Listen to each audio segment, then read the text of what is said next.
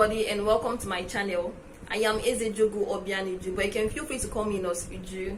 So on this channel, I film about healthy lifestyle and healthy living. So please, if you find my videos informative, please like, share, comment, and also ask your questions on the comment section, where I'll be there to answer all of them and also share my knowledge on them. So without further ado, let's move right into the business of today. So on today's video, we'll be talking about fever. So fever is a rise in the body temperature above normal, and the normal values are between 36.2 degrees Celsius to 37 degrees Celsius, or 98 degrees Fahrenheit to 100 degrees Fahrenheit.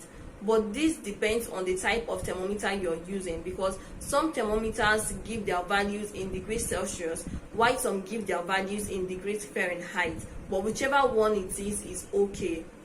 So fever takes 2 to 3 days or even more for it to get resolved, but with proper management and the exact diagnosis being made, it is being taken care of. So how do you actually get to know that you have a fever?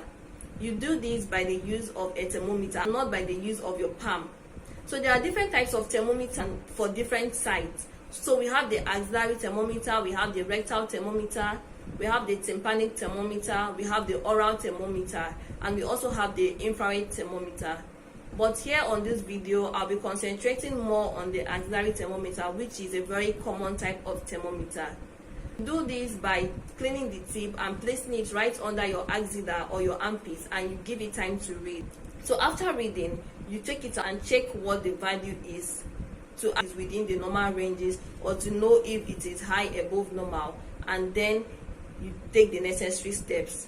So some causes of fever include overdress. It also includes infection, which could be viral or bacterial.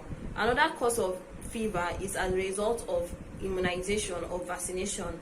But the fever that comes after immunization is expected to last for 24 hours.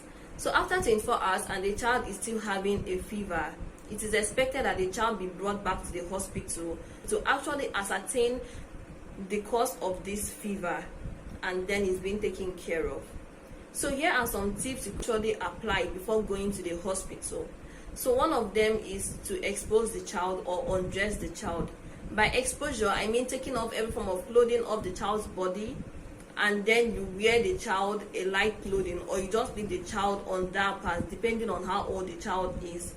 Afterwards, you give the child a warm bath, or you tepid-sponge the child. So by tepid-sponging, I mean you should put a towel in a bucket of warm or lukewarm water, and you damp the child's body. Or to open the windows and put on the fan or the AC to allow cross ventilation. Then you give the child an antiparetic. An example is paracetamol or ibuprofen. But while doing this, you are expected to give the child this paracetamol according to the prescription of the doctor or the physician, so you don't overdose or underdose the child. You also give the child water, because whenever they get a fever, the person gets to be dehydrated. So it is important to give the child water to keep the child hydrated before actually going to the hospital. So I hope this video was helpful, and I hope you apply this whenever you have a fever. Thanks for watching, and please again don't forget to like, subscribe, share, and also ask your questions, and see you in my next